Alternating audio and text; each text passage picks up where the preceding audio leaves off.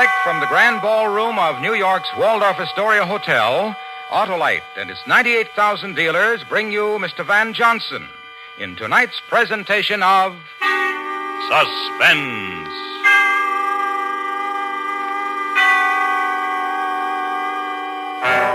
Tonight, Autolite recreates the story of the first international automobile race.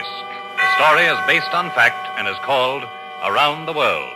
Our star, Mr. Van Johnson.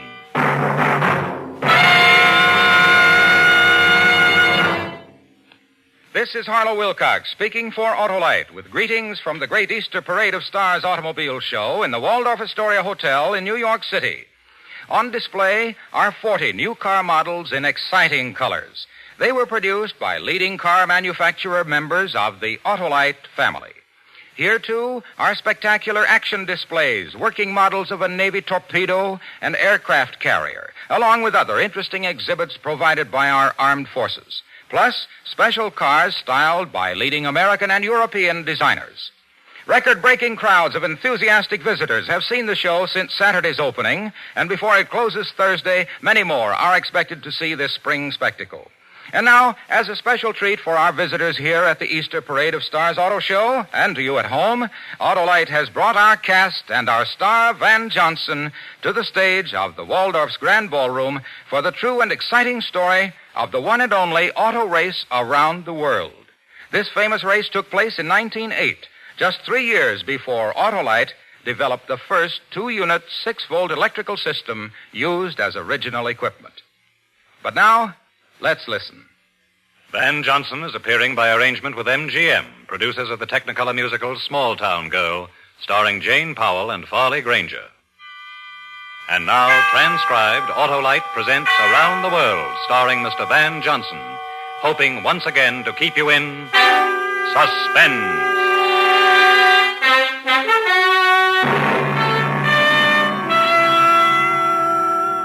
My name is George Miller. These are my opponents, Monsieur Bossier de Saint-Chaffrey. Enchanté. I am driving a Didion. My crew is also French. Vive le sport. Lieutenant Hans van Koppen. Driving a Protoss, a German car, as are my technicians. German. Signor Anthony Scafolio. Come sta? Italian with my crew, with driver of the Zust automobile. The gentlemen you have met, and a couple of others who you will meet presently, who are riding with me, all of us are going to have a race in automobiles around the world. New York to Paris by way of Siberia. It's 1908, Lincoln's birthday. A bright and sunshiny day, Times Square, New York, 10 a.m. I'm the driver of a 4-cylinder, 60-horsepower car taken from stock, the Thomas Flyer. However this thing comes out, and I'm not offering any excuses, but in all fairness, you should know that the other cars have been built especially for this race. But the Thomas Flyer, anybody can go and buy one off the floor. The members of my crew are Montague Roberts, who knows about maps and motors, and Mr. Colby, correspondent for the Combined News Services. How do you do? Hello. Gentlemen, are you ready? All right, gentlemen.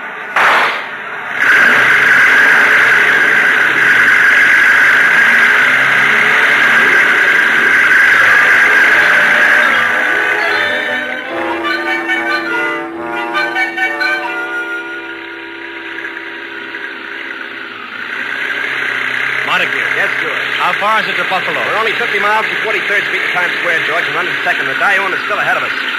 I didn't ask you how we... I'd like to make an observation, gentlemen. About the rain again, Mr. Colby? Yes, of course. As long as we're going around the world together, I don't think we should immediately exhaust whatever food of conversation we have in store for each other. I think the things at hand are the elements, for instance. Please talk to us about the rain, Mr. Colby. A prediction. Because of rain, one day an alert automobile manufacturer will produce a top attached to the body which can be lowered or raised. And a soul can sit in comfort and not be drenched like now. Mark my words. Montague. Yes, George. How far to Buffalo?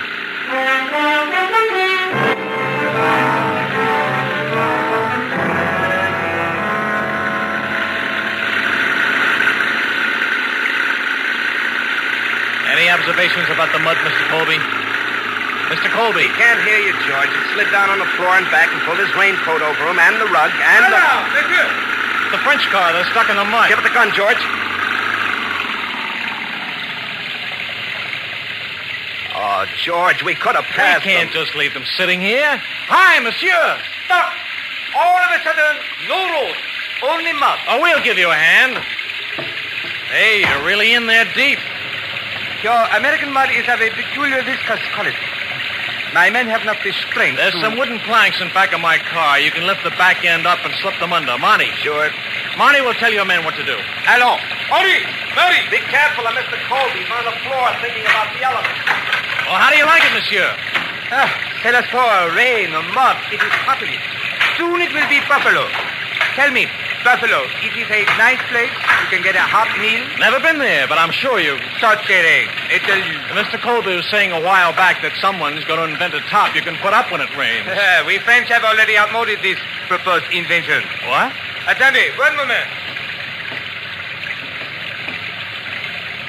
The invention of which there is no obsolescence. Cognac. Après vous, monsieur. Well, thank you, monsieur.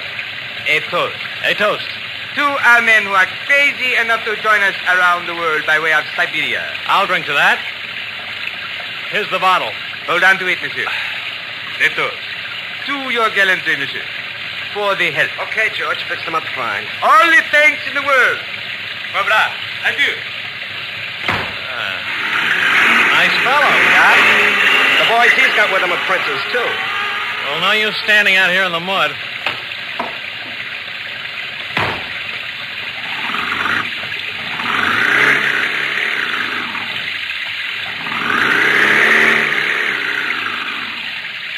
Oh, stuck. I know it.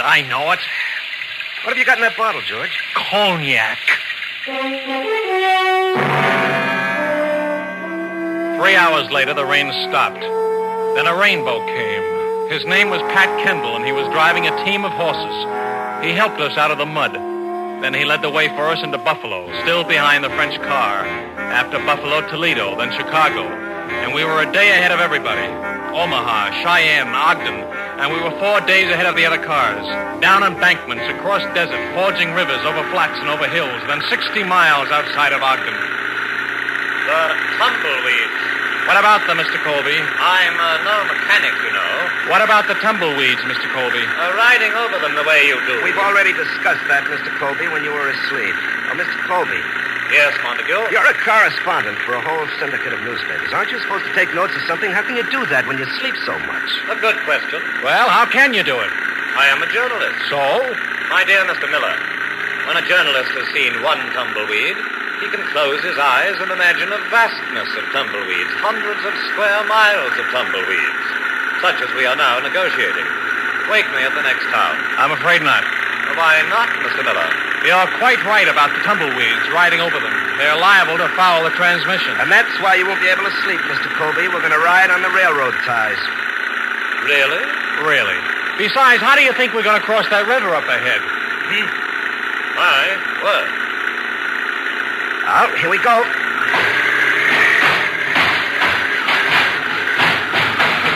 How do you like riding on railroad ties, Mr. Colby? My word. George, What? I haven't driven since Cheyenne. Let's change places, huh? There's a trestle up ahead. I know. You're getting all the On best. the other side of the trestle. If we go over into that river, I want it to be my fault, not anybody else's. Mr. Miller, have you ever driven over a railroad trestle before? No. Don't look so worried, Mr. Colby. George, Yeah, I hear it. A train. How far in back of us is it?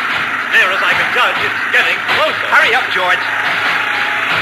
What does that train expect me to do, drive into the river? How far now, Mr. Colby? Mr. Colby. He's on the floor again, George. Can't you go faster? We'll be on the other side in a few seconds. Then we can... Turn off! What? Hold on tight!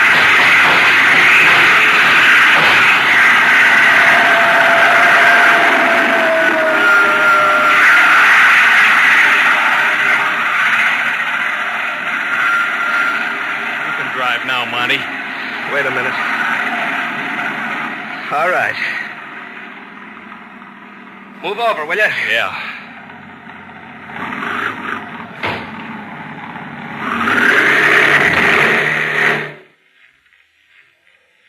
Don't look at me like that, George. Let's get out and see.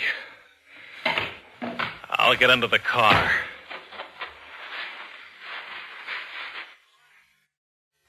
Marty, come here. What do you see? I don't see any clutch shaft. That's one thing I see. Oh. Cracked right off. Where are we, Marty? Under a Thomas Flyer in the middle of the desert. Yeah. Mind if I ask you another question, Marty? Go right ahead. How far from a town? A good-sized town. One that would have a blacksmith. About 30 miles. That way. Well, let's get out from under here. Oh, over there on the sand, George. The other part of the clutch shaft. Uh-huh. We've got to get the part to a blacksmith. There's no two ways about it. Somebody's going to have to walk 30 miles. Somebody who's had a lot of rest. Mr. Colby.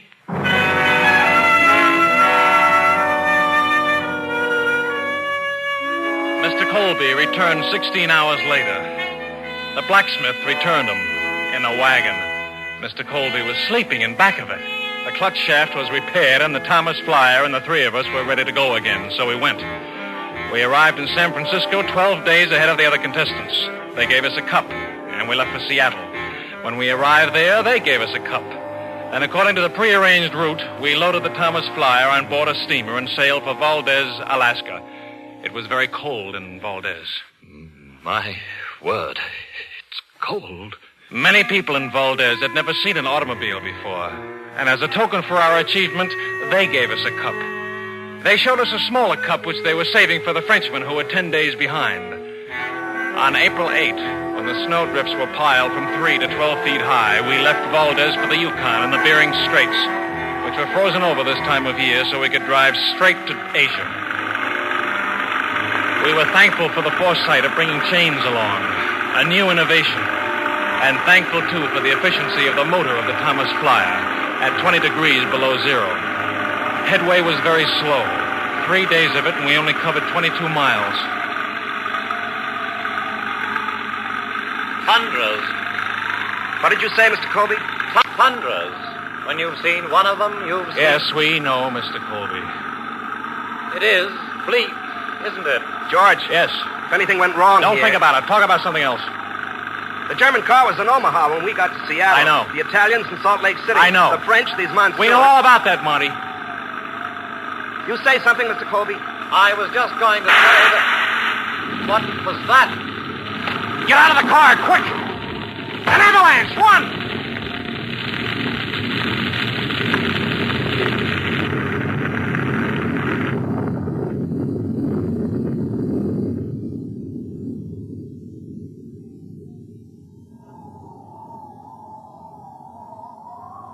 You all right, Marty? Yup.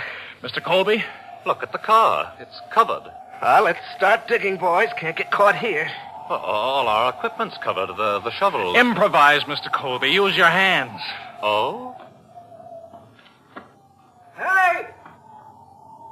Hey! Fellow in snowshoes. Wonder what he wants. Hey there! Howdy. Howdy.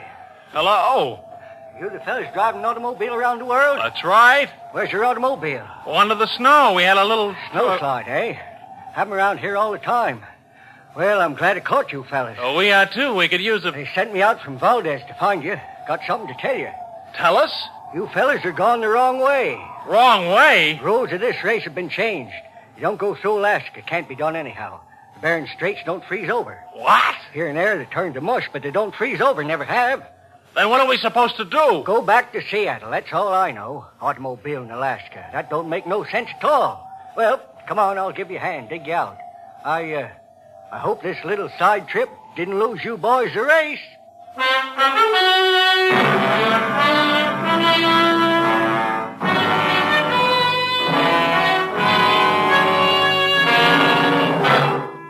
Autolite is bringing you Mr. Van Johnson in Around the World. Tonight's presentation in radio's outstanding theater of thrills, Suspense.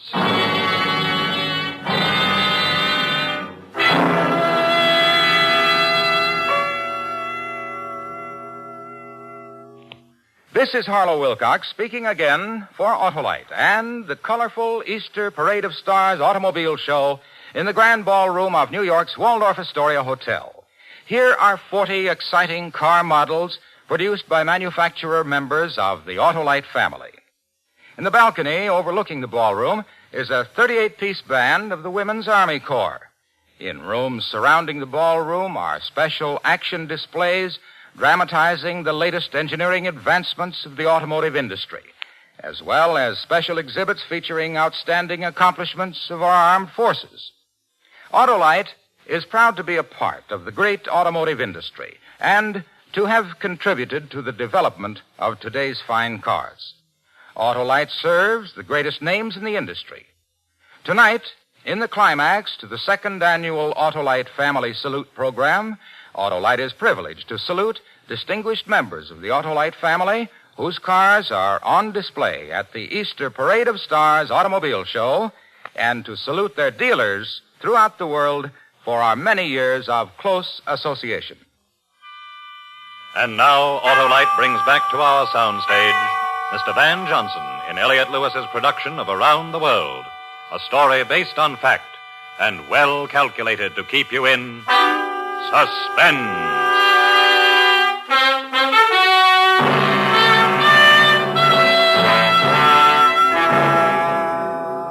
This is George Miller again. I'd like for you to hear a few comments from my opponents in the round-the-world automobile race. Senor Anthony Scafolio. I wish to tell you how much I enjoyed the trip by boat from Seattle to Yokohama. The fact that we come in 12 days behind the Americans to Seattle was due to an oversight by a navigator. Thank you, senor. Now, Lieutenant Hans von Koppen. This is not possible that we arrived 6 days behind the Americans to Seattle. However, we are happy to be in Yokohama. Monsieur Bossier de Saint-Chaffré. What does it matter that the Americans waited a week for us? The wine on the boat to Yokohama was deplorable. We arrived in Yokohama on May 10, 1908. All the cars were unloaded by sampan since there were no docks. All the contestants rested, saw the sights, and learned to eat with 2 pieces of wood which are called chopsticks. During the short time we were there, the student among us, Mr. Colby of the newspaper syndicate, learned a few Japanese words. Biru is beer, Obasan is woman, kawaii is pretty face, genki des is I am happy. Our stay in Japan was pleasant. All of us drove to Kobe and were loaded onto a boat, and we sailed for Vladivostok, arriving there May 17. The race to Paris was resumed, except for the Italian car whose crew liked the ocean voyage so much that they were last seen sailing for the Mediterranean. From Vladivostok to Harbin, a refueling point, we arrived ahead of the Germans, but the French beat us by half an hour. Hello, Miller.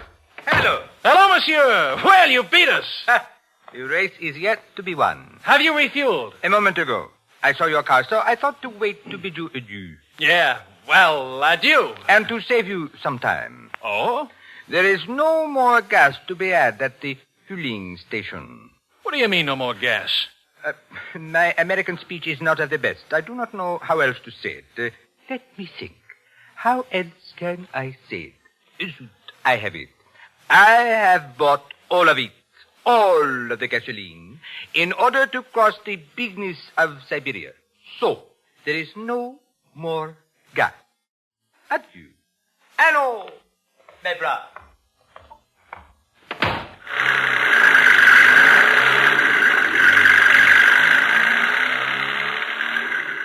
I must say that was rather unsporting. Monty, go ask the man if he has any more gas. Right. You have no idea what I shall do when we finally get to Paris. What are you going to do, Mr. Colby? I shall lodge a protest with the Rules Committee. Forget it. Anyhow, I don't think I like Siberia very much. Well, you're going to see a lot of it, Mr. Colby. It's the biggest country... George. What about it, Monty? No gas.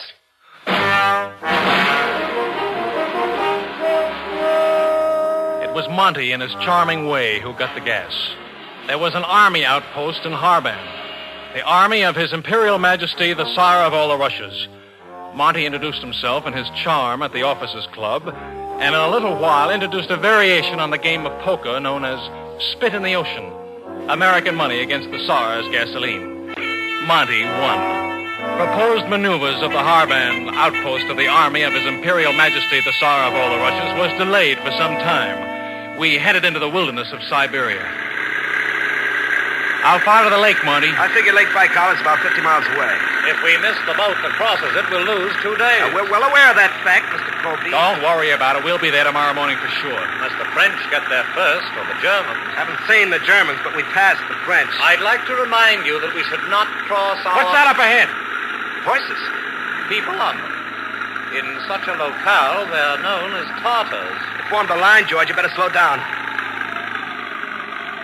Tartars are direct descendants of Genghis Khan. History tells us that Genghis Khan put 2 million people to the sword.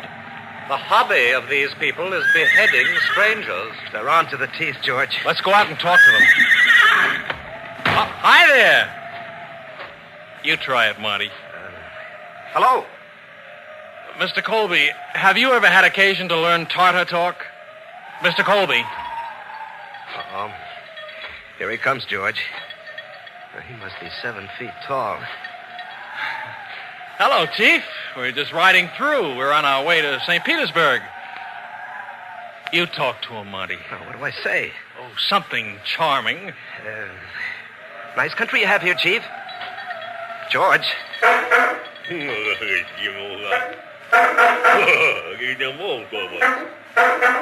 like the horn, Chief? Monty, give him the horn. Sure. He'll only be a minute, Chief. Hurry up, Monty. Yeah. Here you are, Chief. Oh, now, wait a minute, Chief. That's the wheel. We need the wheel. Blow the horn, Chief. Here. Isn't that nice?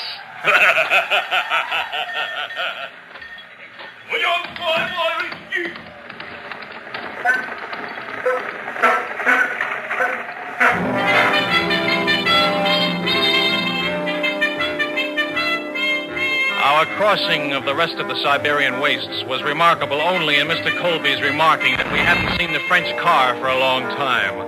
As a matter of fact, we never saw the French again. We lost only a few minutes at Omsk when we had to stop to let the Trans-Siberian Railroad train go by. Just before we were ferried across the Volga River, we passed Lieutenant Koppen and the crew of the Protos automobile. We were now in the lead. We arrived in St. Petersburg on Thursday, July 23. We were the first to arrive, and there were festivities in our honor. What a reception. My word. In the name of His Imperial Highness, Tsar of all the Russias, I welcome you to St. Petersburg. We're very glad And in full recognition of your remarkable achievements as the first to cross the motherland by automobile, I have been commanded by His Imperial Majesty, Tsar of all the Russias, to present a token of our admiration. Boris, the cup. Here, take. In the name of the Thomas Flyer Corporation of Detroit, Michigan, I am proud and happy to accept the cup. Mr. Colby. Yes, Mr. Miller. Put this cup with the cups. And now a toast. Boris, the glasses. Here, gentlemen, take. Boris, the vodka. To His Imperial Majesty, the Tsar of all the Russias. To Teddy Roosevelt, President of the United States of America. George, over there, the Protos. Lieutenant von Kappen. The Germans. Thank His Imperial Majesty for us. We've got to go. First, a toast. Boris, to Her Imperial Majesty, Tsarina of all the Russias. To the Rough Riders. We're in a race here, you know. We've got to... Boris, to St. Petersburg, a jewel in the crown of His Imperial Majesty, Tsar of all the Russias. We've really got to go. Drink. To Detroit, Michigan.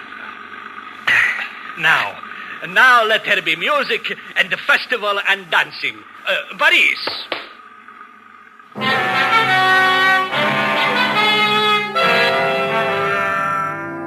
16 hours. 16 precious hours. We couldn't get away. We tried to, but we couldn't. Finally, at 6 o'clock in the morning, we left St. Petersburg. From there to Berlin, where we were told that the Protos car was a half a day ahead of us. That was on July 24. We refueled and went on. The roads were better, and we made good time. Hanover, Dusseldorf, Cologne, across Luxembourg, and into France. Very good time, but still trailing the Germans in the Protos car. Then into Rheims, still behind the Germans. And the next day, on the morning of July 30, we were outside of Paris. Just outside of Paris. George, look, the Protos. Yeah. Hurry. What do you think I'm trying to do, Mr. Colby? That's the boy, George. We're gaining. Mr. Colby, throw everything out of the car. I was about to suggest that. Oh, do it. Yeah. We're gaining, George. We're gaining. The cops, too, Mr. Miller. The cops, too. Hey, Van Koppen, what kept you? Where have you been? You have not won yet. You have not. I can't hear you, Van Koppen. There's the finish line, George. All those people. My word.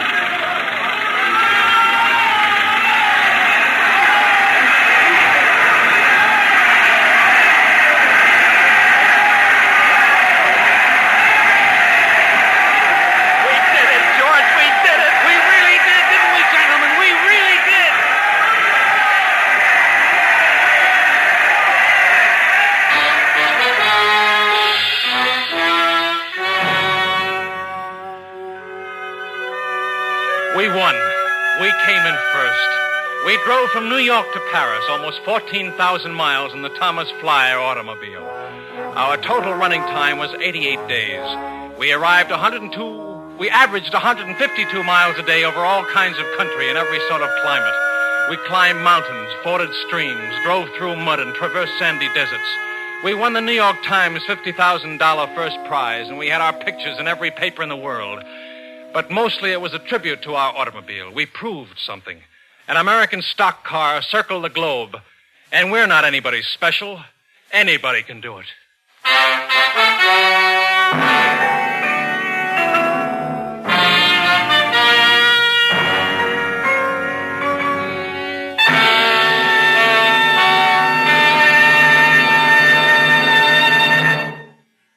Suspense. Presented by Autolite. Tonight's star, Mr. Van Johnson. This is Harlow Wilcox speaking for Autolite and the worldwide Autolite family. Tonight, as the crowning achievement of the second annual Autolite Family Salute program, we have brought you a special broadcast direct from the Easter Parade of Stars automobile show at the Waldorf Astoria Hotel in New York City. Tomorrow night, the Autolite family will join in a reception and supper party honoring all women's branches of our armed services. Also, Irene Dunn, Rosalind Russell, Van Johnson, and Robert Merrill. It's for the benefit of our armed services emergency relief funds. The Easter Parade of Stars automobile show, with its many new car models produced by manufacturer members of the Autolite family, will be open all day Wednesday and Thursday. Admission is free.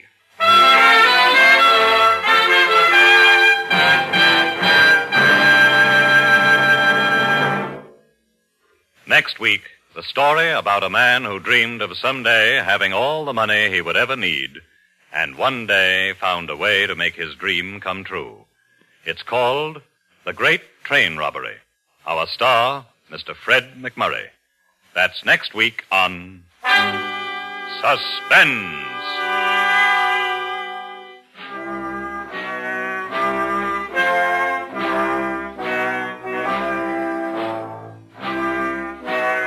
Suspense was transcribed and directed by Elliott Lewis, with music composed by Lucien Moravec and conducted by Lud Gluskin. Around the World was written for Suspense by Morton Fine and David Friedkin and was based on fact. Featured in the cast were Alan Hewitt, Ted Osborne, Larry Haynes, Steve Roberts, Danny Ocko, and Cameron Andrews. And remember, next week, Mr. Fred McMurray in The Great Train Robbery.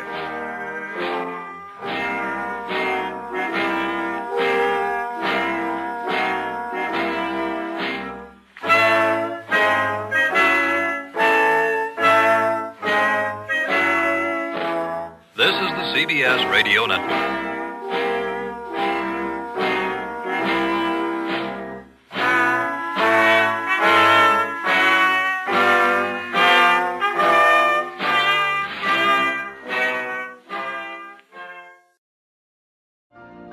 You've been listening to the OTR Gold Network. Find more classic radio at otrgold.com.